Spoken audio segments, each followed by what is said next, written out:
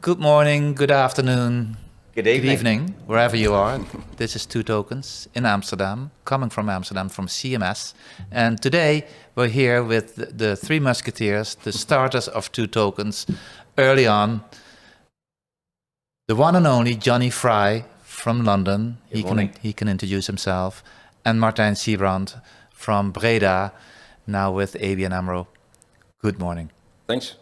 Thanks for being here, and thanks for celebrating the 100th podcast. And you didn't know this, and you didn't know this either. And that's why we wanted to have this podcast with you, because it was with you. You were my colleague of the Muppet Show in London back in 2016, and Martijn and I, we were there, with those first projects. So, and we have something to celebrate because the 100th podcast and 5 years of Two Tokens. Brilliant. A lot of things have happened. Things have developed from those sort of crazy days of you didn't know who was putting the money in, where the money was going. There was no real governance, but there was always the kernel of a really good idea of using the technology in a much more productive, much more sort of regular way, but also to impact not just the financial services. I think it's really important. If you take typically most G7 economies, financial services sector is smaller than the healthcare sector. In America, the extreme is it's 16% of the GDP. So whilst we talk about raising money, whilst we talk about finances, whilst we talk about the importance of certainly money and digital payments, I think we need to bear in mind this covers all businesses. So that's why it's super relevant. And you've had some experience, Alex, of that with some of the work the Two Tokens have been doing. Yeah, and so has Martijn with ABN AMRO. He's really been at the forefront here in Europe with tokenizing bonds and some issuances. But enough about that. How are you, Martijn? I'm fine. Thanks for the question. And congratulations on the 100th podcast. Don't think it was a goal in itself to get the 100. No. That's more about the content, I expect. Absolutely. Yeah. And where's the birthday cake? Or the celebration cake? You don't know that yet. Okay. Or will we get a bit of cheese? The day has only just started. But I'm really interested. You've just come back from Barcelona. Yes. Not on holiday, but at a Fireblocks. Could you just explain to the listeners who are Fireblocks and what was the main themes that you sort of came away from that conference? Yeah. So it was a supply conference from Fireblocks. Fireblocks is the partner we work with for the digital asset custody. So in the transactions we did so far, we used their technology to keep everything safe and to underwrite the transactions. Fireblocks has a yearly event which took place now in Barcelona, and there they invite their clients to talk about some of the use cases that they have seen in the last period, also to have a look to the future, because they also do the comparison, as you do, Jonny, as well. How big is the crypto market compared to the traditional market? What do we see on the money market funds? Is it 0.1 trillion percent of the total market? So it's still in that side early stage. But I think the main take is that you see that most of the companies that are active right now have been starting 5-6 years ago. Looking around as well as during the start of Two Tokens. What is the technology about? Okay, is it just a cool idea? Can we use the technology for not only finance, maybe also for other solutions? And what you then see popping up right now is that mainly from the institutions, crypto of course is there for retail, but you start to see also that stablecoins and treasury are becoming linked. And there you also need, if you would like to have a public issued stablecoin, you also need to have the wallet. So that's something where I think wallet providers, not only Fireblocks, but also the others, are quite active in to see, okay, can we play a role here? Because crypto is, of course, one of their use cases, but they are also trying to diversify and look at tokenized assets. And they have, by origin, I think another use case for a vault, for a custody provider, than crypto, which is in and out all day. And if we, for example, do a bond, it's mainly buy and hold. So also they have to think about their business. But I think that a lot has been also talking about maybe the beer market that we have seen a couple of 2-3 years ago. Is that the bear or the beer? The bear, yeah. I like the beer market. Yeah, so there's now I think a lot of discussion. Okay, Trump is announced and now everything is bull. Where the people say, no, mind you, we have been building the last 2-3 years steadily with our teams. We have done assessments, we have checked with the regulator, etc. And we are now coming to the point that we stop with proof of concept and we go for products that are real life that we can offer to our clients. And Well, it's that's interesting coming because together. people always relate this business to crypto, and I think you were in the House of Lords, Jonny. Yeah, last week in the House of Lords, that one of their prime questions. So, Johnny, what's the impact of Bitcoin on the UK economy? And I said, look, that's with respect irrelevant, because when you were talking about Bitcoin, all they're really interested in is has it gone up or down. But actually, look under the tin, look under the surface, and see the technology that's being used. I think that's much more important. And look, your bank is a really good example. You've been certainly in Holland. At the forefront of this, Martin. I know sometimes it's a lonely battle. You got the flag and you keep going up the hill. Yeah. But you've done a lot of work. Can you explain what you've done and how far you've got to so far with using the technology to create sort of debt instruments? Yeah. I think if you take back from ABN AMRO standpoint, since 2014-15, they were looking at the technology. 2016, there was already a project to get a wallet live, just to keep your Bitcoin or the store safe with ABN AMRO. Although back then the regulator mentioned, oh, it's too early. We're not going to endorse a Dutch bank crypto, so please stop with that. And from there, we have been looking still in the custody side, because we think it's a valid proposition to have a wallet that we can underpin different use cases. And then from 2020 onwards, we have been looking into tokenization, tokenized assets. So we started with bonds. We did a secondary trade on the EIB bond together with SocGen Forge, who are, I think, also one of the front leaders in Europe. And then we did the transaction for our own client, APOC, with wealth investors. We did it on the Stellar protocol. So a lot of the questions came, okay, why are you using a public chain? Why not on the private chain? And so on. And then we did last year Vesteda, housing corporation company, so institutional transaction with a green digital bond. But that was around their green finance framework. And then Deco Bank acted as the investor. This one we did on Polygon. So there was mainly the question around, okay, what's the green part of it and why on a public chain again? And recently we have done the wholesale CBDC trail with Banque de France, where we tokenized the commercial paper, including a repo transaction. And we worked there together with not only ABN AMRO Clearing, also Rabobank and Eurex were involved. So what we try is to extend we look at the value chain for securities, and we try to extend every time with an additional step. And we've seen that by doing this also, the last transaction, wholesale CBDC, was on a private chain organized by Banque de France. But because there are parties involved like Clearstream, like Eurex, well-known companies also for management within the bank, so okay, it's not only a gimmick, it's getting there for real. We see other companies there as well. Can we talk about other asset classes as well? So this really helps to get the story around within the bank. So you're talking about some fairly big institutions here in Europe.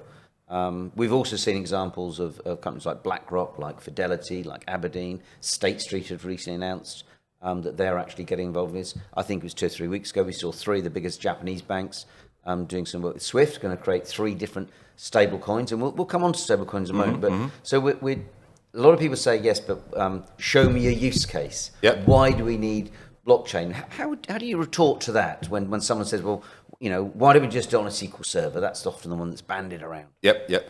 I think what we see now is that we get more use cases within the bank on different asset classes.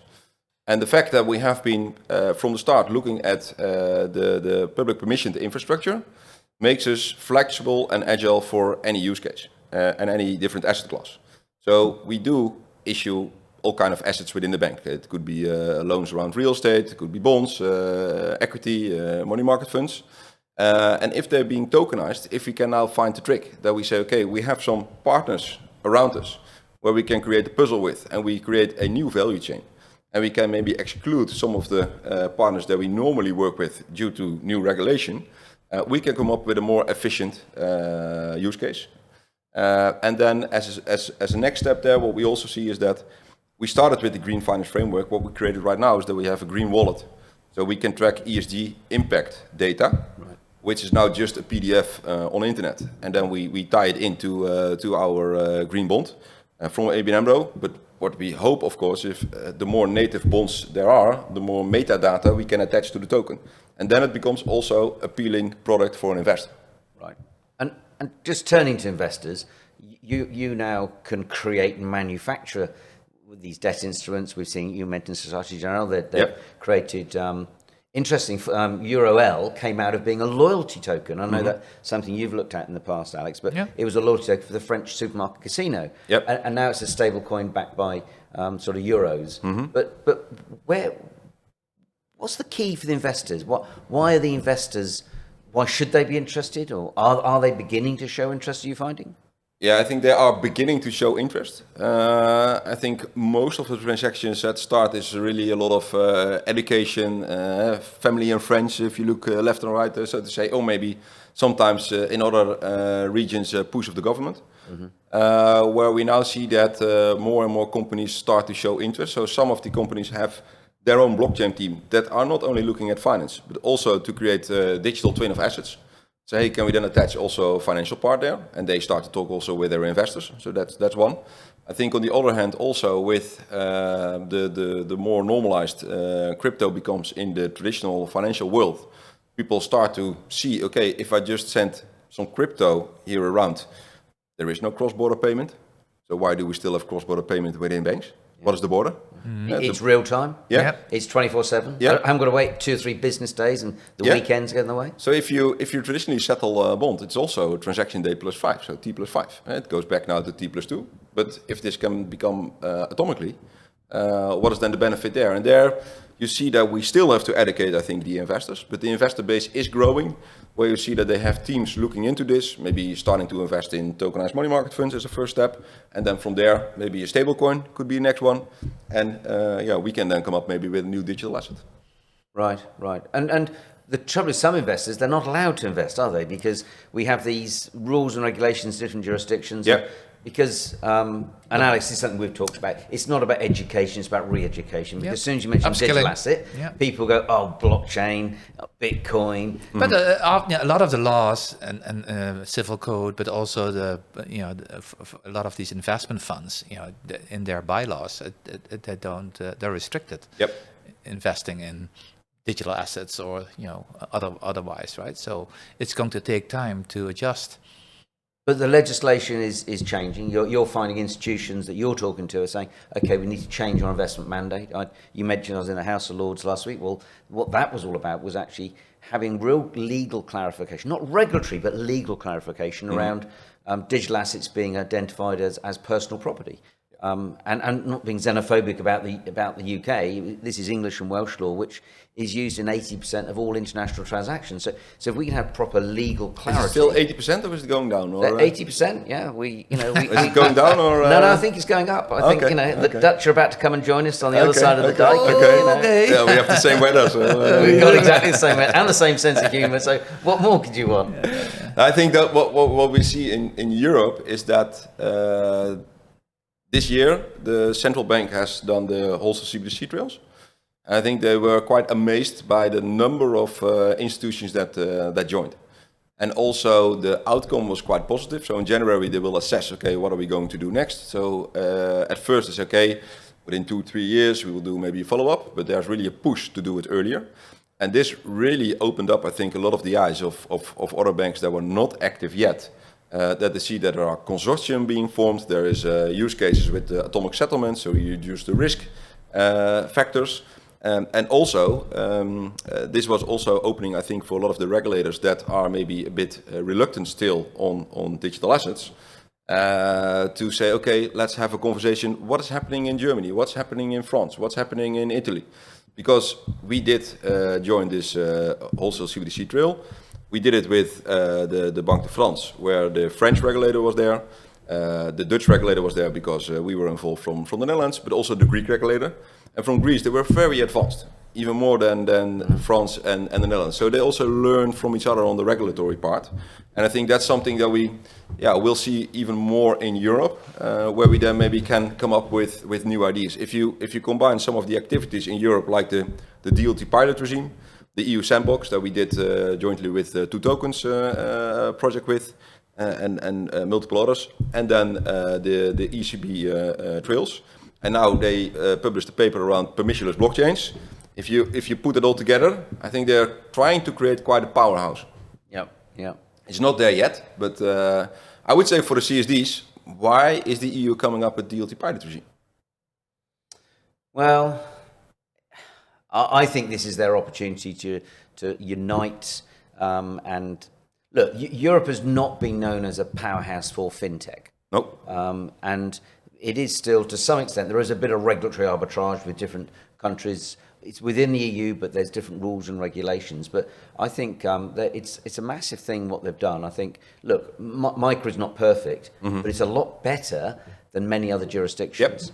You know, I know the UK is working through and trying to give some clarity on the legal side. I know the regulators are very keen to see more adoption. America is now, if you like, the verdicts. The jury's out. Having gone from very, very sort of anti the technology, they now seem to be much more positive. And I think the Americans are woken up and they've smelt the money. But it's interesting. I see very much the whole process of tokenization. Historically, it's been feared by regulators. But now it's almost the antithesis, and people are beginning to realise that the extra transparency. In the UK, we have something called consumer duty. You know, sort of, you know, treating customers fairly.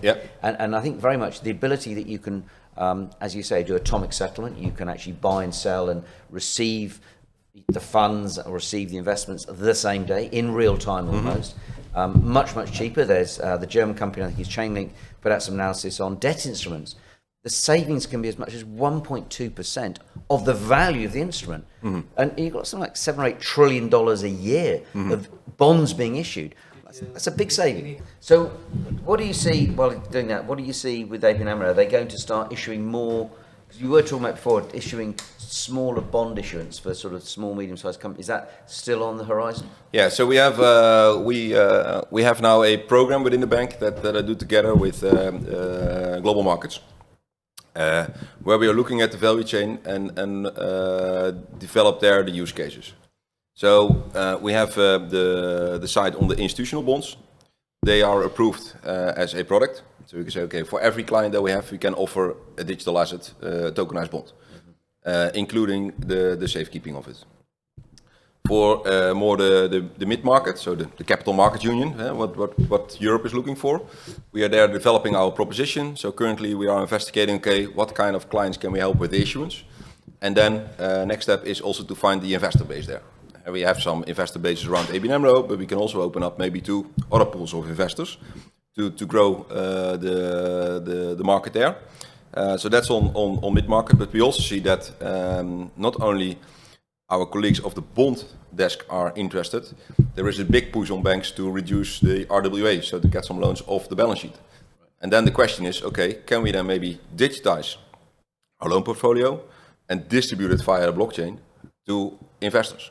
Right. With a click on a button, instead of doing a roadshow across the globe. Yeah. Because you recently bought that private client business, didn't you? 500,000 investors early this year. So you've got even more private clients. And if you can get them to look at what's available digitally, hopefully you can connect the two. Yeah, so there are two acquisitions done by ABN AMRO this year. So it was Bausch, the retail broker, and also Hauck Aufhäuser Lampe from Germany.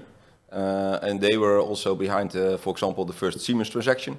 They also did the custody for the latest KfW digital bond with 100 million.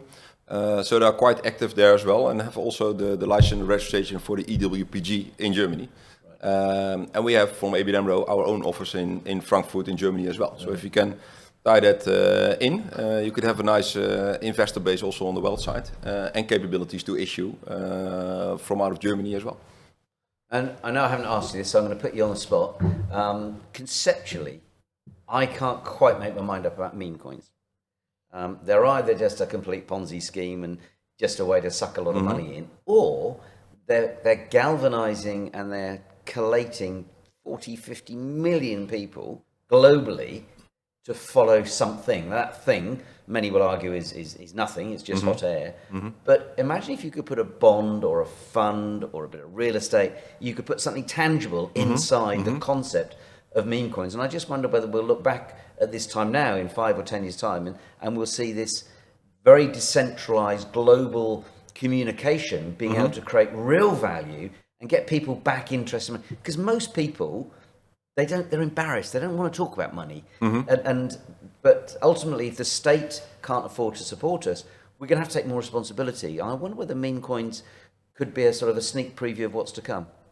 Yeah, I think it's interesting suggestion or thinking where I think what you see by this kind of waves, it's mainly triggered then by a lot of people using it. Maybe there are some scams, but in the end, also like with the ICOs, if you look at the ICO now, you could say, well, that was the ideal form of capital markets union. Sort of German idea. Not regulated, Yep. not regulated well, but it went over the globe. So the technology can work, and with this, with the meme coins, maybe for us it would be a new way of advertising. I think there was also how was it called, Second Land or something with all the virtual lands. We had an office there from ABN AMRO as well.